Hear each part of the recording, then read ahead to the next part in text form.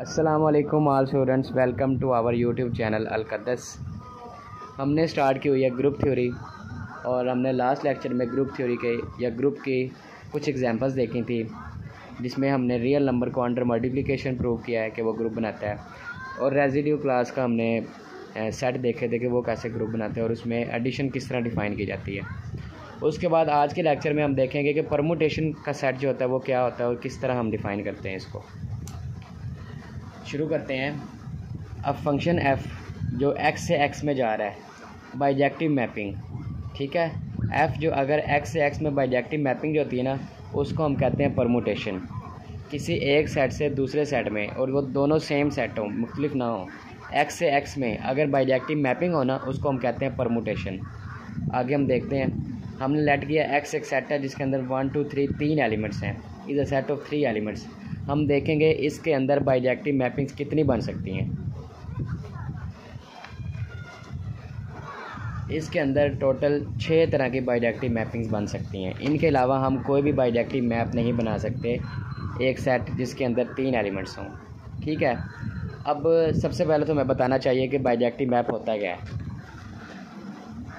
एक ऐसा मैप या एक ऐसा फंक्शन जो 1 1 एंड ऑन टू दोनों हो, उसे कहते हैं बाइजेक्टिव फंक्शन, ठीक है।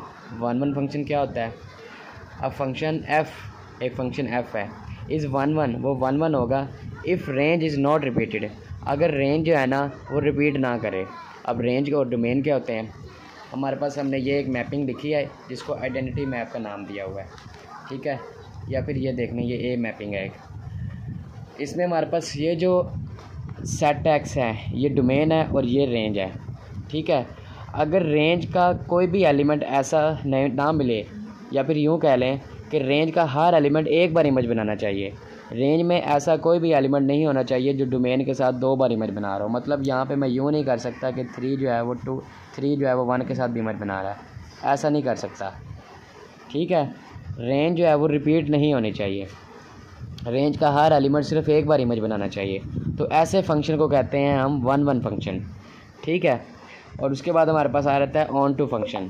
ऑन टू फंक्शन होता है, अब function f is onto, ये फंक्शन f जो है वो ऑन टू होगा इफ़ रेंज इज़ यूटिलाइज्ड, अगर सारी की सारी रेंज जो है वो यूटिलाइज्ड हो, ऐसा कोई नंबर भी रेंज में ना पड़ा हो जो किसी के साथ इमेज नहीं बना रहा। मतलब यहाँ पे देखा जाए तो ये रेंज के एलिमेंट है 1 2 3, हमें यहाँ पे कोई ऐसा एलिमेंट नहीं मिल रहा जिसका इमेज नहीं है, मतलब हर किसी ने इमेज बनाया हुआ है। इसका मतलब है इस सेट की सारी रेंज यूटिलाइज्ड है, हर एलिमेंट ने इमेज बनाया हुआ है। ये भी सारी की सारी रेंज यूटिलाइज है, ये भी सारी की सारी ये रेंज यूटिलाइज्ड है। अगर मैं ये वाला इमेज ख़त्म कर दूँ ना, तो ये एलिमेंट ऐसा मिल जाएगा जो यूटिलाइज्ड नहीं है, जो इमेज नहीं बना रहा, तो ये जो है ना ये ऑन टू नहीं रहेगा, ऑन टू की कंडीशन को ये सेटिस्फाई नहीं करेगा। ऑन टू की कंडीशन कहती है कि पूरी की पूरी रेंज जो है वो यूटिलाइज्ड होनी चाहिए। तो अगर कोई फंक्शन, बाइजेक्टिव फंक्शन देखते हैं क्या होते हैं। If f is 1 1 and onto, अगर एक फंक्शन जो है वो 1 1 एंड ऑन टू दोनों एट ए टाइम है, उसको हम कहेंगे कि वो बाइजेक्टिव फंक्शन या बाइजेक्टिव मैप है, ठीक है। अब ये जितने भी हमने फंक्शंस लिखे हैं ना, 6 फंक्शन हमने लिखे हैं, 1 2 3 4 5 6, ये सारे के सारे बाइजेक्टिव फंक्शंस हैं जो x से x में जा रहे हैं, उनको हमने नाम दे दिया। पहले मैंने लिखा है 1 1 से इमेज बना रहा है, 2 2 से और 3 3 से, इसको मैंने e का नाम दे दिया।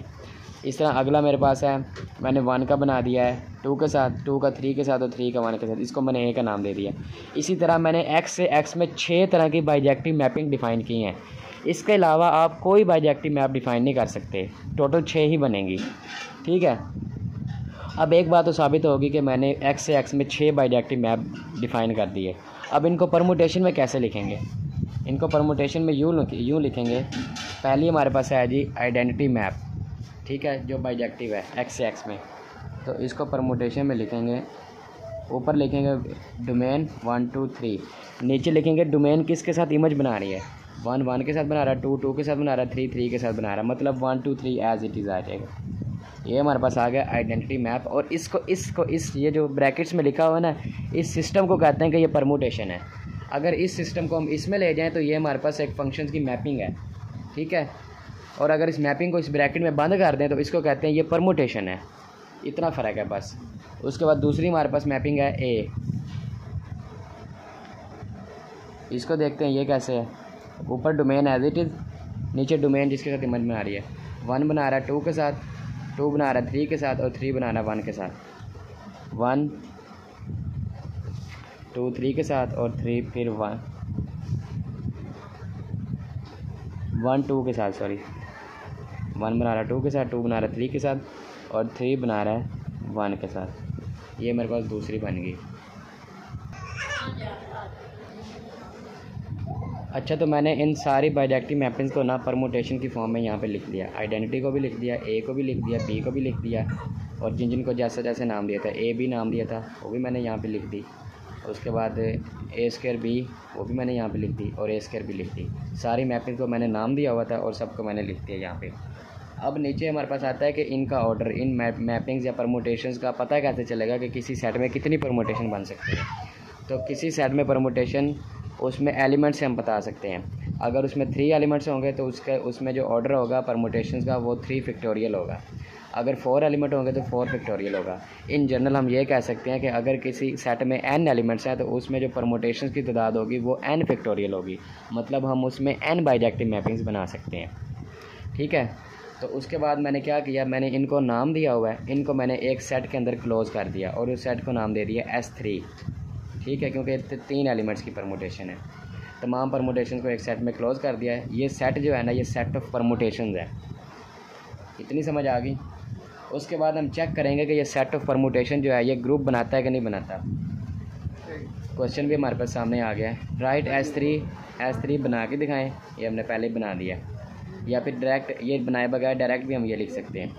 एंड ऑर्डर ऑफ S3 और S3 का ऑर्डर बताएं। इज़ इट ग्रुप, क्या ये ग्रुप है, ये भी हमें बताना होगा। ठीक है, सबसे पहले हमने S3 लिखा जैसे कि हमने यहाँ पे बनाया था E A B A square A B और A square B।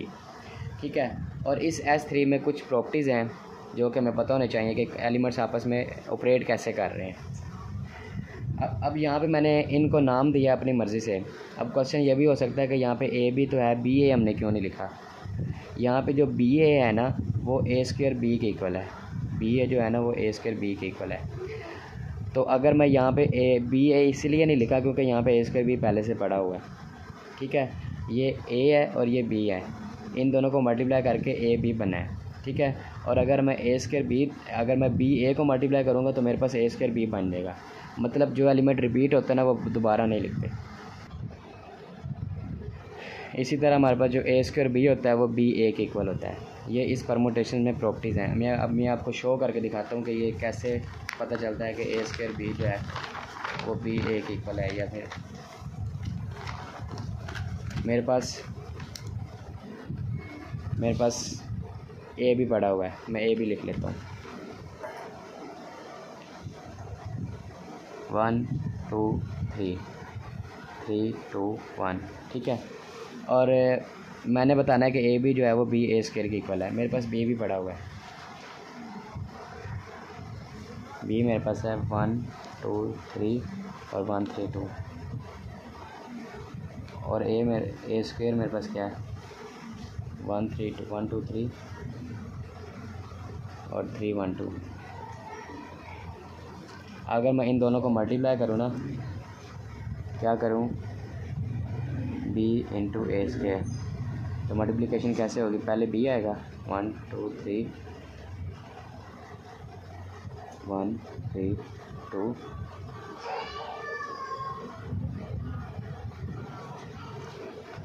Into A square 1 2 3 3 1 2।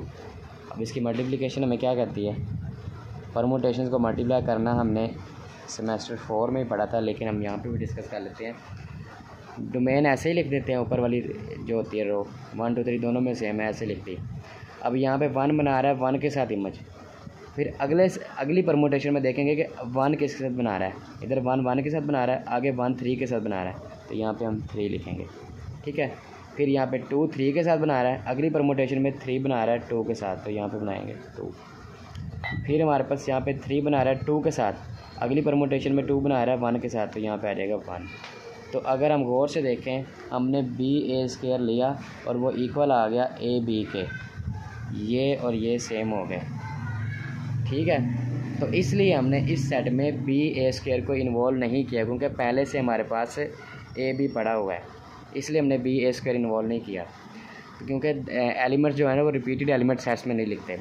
इसी तरह हमारे पास ए स्क्वायर बी जो है वो बी ए के इक्वल होता है, हम चेक कर सकते हैं मल्टीप्लिकेशन करके ए स्क्वायर बी ए के इक्वल होता है। और एक और चीज़ यहाँ पे जो ए क्यूब होता है वो आइडेंटिटी के इक्वल होता है। ये कंप्लीट S3 की प्रॉपर्टीज हमने नीचे लिख दी कि ये इस तरह एलिमेंट्स आपस में ऑपरेट हो रहे हैं।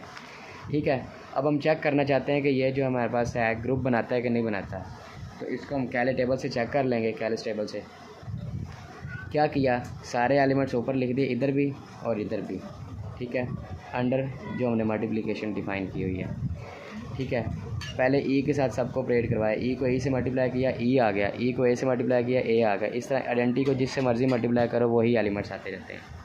फिर आगे बारी ए की, ए को मल्टीप्लाई किया ई के साथ, आंसर आ गया ए को मल्टीप्लाई किया ए के साथ, आंसर आ गया ए स्क्वायर, ए को मल्टीप्लाई किया ए स्क्वायर के साथ, तो आंसर आएगा ए क्यूब। और ए क्यूब हमारे पास क्या है, आइडेंटिटी है, ए क्यूब की जगह हमने आइडेंटिटी लिख दी।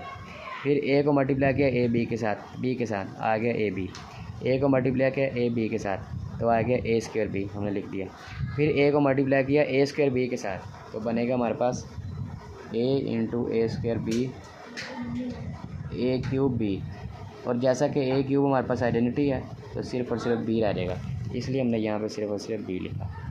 ठीक है, अब ए के साथ भी हो गया। अब आगे बारी ए स्क्वायर की, ए स्क्वायर को ई से मल्टीप्लाई किया ए स्क्वायर आ गया, ए स्क्वायर को ए से मल्टीप्लाई किया ए क्यूब आ गया, और ए क्यूब हमारे पास आइडेंटिटी है। फिर ए स्क्वायर को ए स्क्वायर से मल्टीप्लाई किया ए 4 आ गया, और ए 4 को हम यूँ लिख सकते हैं A 4 is equal to A cube into A, और ए क्यूब आइडेंटिटी होती है इंटू ए, हमारे पास आंसर आ गया ए, इसलिए हमने ए 4 की जगह ए लिख दिया। फिर ए स्क्वायर को बी से मल्टीप्लाई किया ए स्क्वायर बी आ गया, फिर ए स्क्वायर को ए बी से मल्टीप्लाई किया तो बनेगा हमारे पास ए क्यूब बी, और चूँकि ए क्यूब आइडेंटिटी होती है इसलिए जस्ट बी लिख देंगे। फिर ए स्क्वायर को ए स्क्वायर बी से मल्टीप्लाई करेंगे तो बनेगा ए 4 बी, और ए 4 बी जो हमारे पास होता है उसको हम ए क्यूब इंटू ए बी लिख सकते हैं, और ए क्यूब आइडेंटिटी ख़त्म हो जाएगी, सिर्फ और सिर्फ ए बी रह जाएगा, इसलिए हमने यहाँ पे लिखा ए बी। आगे इसी तरह हमने मल्टीप्लिकेशन करनी है। अब करते हैं बी की बारी है। बी को सबसे पहले करना है ई के साथ तो बी ही आ जाएगा। ठीक है, फिर बी को मल्टीप्लाई करना है हमने ए स्क्वायर के साथ, या फिर यूँ तो आपको इसी तरह हमने सारे एलिमेंट्स को ना मल्टीप्लाई करके, जैसे हमने पीछे यहाँ पे मल्टीप्लिकेशन करवाई है, इसी तरह हमने इन एलिमेंट्स को भी मल्टीप्लाई करके ये पूरा कैलेस टेबल कंप्लीट कर दिया। ठीक है, अब कैलेस टेबल से पता कैसे लगाते हैं कि ग्रुप बना रहा है कि नहीं बना रहा है, या कैसे प्रॉपर्टी सेटिस्फाई कर रहा है। कैलेस टेबल बनाने के बाद अगर आपको इतने हिस्से में, ये हिस्से में, ये जो हिस्सा है जो हमने मल्टीप्लिकेशन के बाद एलिमेंट्स बनाए हैं यहाँ पे, और ये भी हमने मल्टीप्लिकेशन के बाद एलिमेंट्स, ये सारे एलिमेंट्स और ये सारे एलिमेंट्स हैं। अगर ये तमाम एलिमेंट्स जो हैं वो इसी सेट के एलिमेंट्स आपको मिल जाएं, मतलब जो हमारे पास S3 में एलिमेंट्स पड़े हुए हैं वही यहाँ पे बार बार रिपीट होके आते रहें, मतलब इनके अलावा कोई और एलिमेंट्स ना आए, तो फिर हम कहेंगे कि क्लोजर लॉ सेटिस्फाई कर गया। ठीक है, अगर S3 का कोई एलिमेंट यहाँ पे मिसिंग है, या फिर यहाँ पे कोई ऐसा एलिमेंट है जो S3 में नहीं है, तो फिर क्लोजर लॉ सेटिस्फाई नहीं करेगा। अगर कैलेस टेबल से जितने भी एलिमेंट्स हमारे पास ये और वो अगले पेज पे आए हैं वो सारे S3 के ही एलिमेंट है, तो फिर हम कहेंगे कैलेस टेबल क्लोजर लॉ सेटिस्फाई कर गया। तो जैसा कि हम देख सकते हैं ये सारे एलिमेंट्स S3 के ही हैं, तो from Cayley's table closure law hold and associative law hold in numbers. S3 जो है वो S3 के अंदर जो नंबर यूज़ हो रहे हैं वो 1 2 3 परमुटेशन के अंदर जो नंबर यूज़ हो रहे हैं वो रियल नंबर ही है ना 1 2 3, तो रियल नंबर में है जो हमारे पास एसोसिएटिव लॉ होल्ड करता है नंबर्स में, इसलिए हमने कह दिया एसोसिएटिव लॉ होल्ड इन नंबर। उसके बाद आइडेंटिटी ई जो है मल्टीप्लिकेटिव आइडेंटिटी है, हमें पता है यहाँ पे आइडेंटिटी पड़ी हुई है ई, ये ई आइडेंटिटी है। ई को जिससे मर्जी मल्टीप्लाई करते गए वो रिपीट होते वही एलिमेंट्स आते गए, इसका मतलब है इसमें आइडेंटिटी भी पड़ी हुई है मल्टीप्लिकेटिव आइडेंटिटी। उसके बाद हम देखेंगे इन्वर्स कैसे ऑपरेट हो रहे हैं एलिमेंट्स के। हमने देखना है कि किस एलिमेंट को मल्टीप्लाई करने के साथ, किस एलिमेंट से मल्टीप्लाई करने के बाद आइडेंटिटी आ रहा है। ई को ई से मल्टीप्लाई करने से आइडेंटिटी है, इसका मतलब है ई का इन्वर्स ई है। ठीक है, ए को ए स्क्वायर से मल्टीप्लाई करने से आइडेंटिटी है, इसका मतलब है ए का इन्वर्स ए स्क्वायर है। ए स्क्वायर को ए से मल्टीप्लाई करने से आइडेंटिटी आई है, इसका मतलब है ए स्क्वायर का इन्वर्स ए है। इसी तरह हम देखेंगे बी को बी से मल्टीप्लाई करने से आइडेंटिटी आई है, इसका मतलब बी का इन्वर्स भी बी है। इसी तरह हम सारे एलिमेंट्स के इन्वर्स देखेंगे कि कहाँ पे जाकर आइडेंटिटी बन रही है, किस एलिमेंट से मल्टीप्लाई करने से आइडेंटिटी बन रही है, वो एलिमेंट्स इस एलिमेंट का इन्वर्स होगा। तो यहाँ पे हमने लिख दिया E has inverse E, A has inverse A square has inverse A, B has inverse B, A B inverse has inverse A B, और A square B has inverse A square B. तो from Cayley's table हमने inverse भी बता दिया कैसे निकाले हैं, identity भी ई पड़ी हुई है वहाँ पे, मल्टीप्लिकेटिव आइडेंटिटी। कैलस टेबल में हमने बता दिया क्लोजर लॉ भी सेटिस्फाई कर रहा है। तो चारों प्रॉपर्टीज़ S3 में सेटिस्फाई कर रही हैं, इसका मतलब है S3 जो हमारे पास है वो अंडर मल्टीप्लिकेशन ग्रुप बनाता है। ठीक है, उसके बाद हमारे पास एक PPSC के पेपर में या फिर इंटरव्यू में क्वेश्चन आता है, अक्सर पूछा जाता है इंटरव्यू में कि right smallest non abelian group. वो पूछते हैं कि सबसे छोटा नॉन अबिलियन ग्रुप कौन सा है। तो उसकी एग्जांपल जो है वो S3 is smallest non abelian group है, एंड क्वाड्रेनियम जो है वो also smallest non abelian group है। आगे जाके सेट ऑफ क्वाड्रेनियम भी पढ़ेंगे वो कैसा सेट होता है। ये दोनों सेट जो हैं वो स्मॉलेस्ट नॉन अबिलियन ग्रुप है। उसके बाद वो ये भी पूछ सकता है कि राइट स्मॉलेस्ट अबिलियन ग्रुप, सबसे छोटा अबिलियन ग्रुप कौन सा है। तो जो सिंगलटन आइडेंटिटी जो होती है, सिंगलटन सेट जो होता है जिसके अंदर सिर्फ ई पड़ा हो, वो हमारे पास ग्रुप बनाता है, ग्रुप की चारों प्रॉपर्टीज़ को सेटिस्फाई करता है, और ये ऐसा ग्रुप होता है जो अबिलियन होता है, और ये सबसे छोटा अबिलियन ग्रुप होता है। ये हमारे पास प्रॉपर्टी भी पढ़ ली। उसके बाद एक दो नोट्स लिखे हुए हैं, ये भी देख लेते हैं साथ ही कि order of smallest non abelian group is 6। यहाँ पे S3 था ना, और S3 में एलिमेंट्स थे 6, इसका मतलब है स्मॉलेस्ट नॉन अबिलियन ग्रुप का ऑर्डर 6 है, and order of smallest abelian group is 1। Smallest abelian group order, ये अबिलियन ग्रुप था स्मॉलेस्ट, इसका ऑर्डर है 1। और उसके बाद the set of permutation of any set, किसी भी सेट X, हमारे पास X है ना, 1 2 3 सो ऑन N तक एलिमेंट इसमें है, इसकी जो परमुटेशन होंगी उसको हम डिनोट करेंगे SNX के साथ, जैसे हमने पीछे डिनोट किया S3 के साथ, इस तरह SN के साथ डिनोट करेंगे, and it is called symmetric group. और सेट ऑफ परमुटेशन से बनने वाले ग्रुप को हम एक नाम देंगे कि वो सिमेट्रिक ग्रुप है ऑफ डिग्री n, जिसकी डिग्री n है, और इट फॉर्म्स, ये बनाता है नॉन अबिलियन ग्रुप। जो सेट ऑफ परमुटेशन का ग्रुप होगा वो हमेशा नॉन अबिलियन ग्रुप बनाएगा, और उसका ऑर्डर जो होगा, मतलब यहाँ पे 5 है तो 5 का फैक्टोरियल होगा, n है तो n फैक्टोरियल होगा, 6 है तो 6 फैक्टोरियल होगा। ये हमारे पास था सेट ऑफ परमुटेशंस के बारे में कंप्लीट टॉपिक।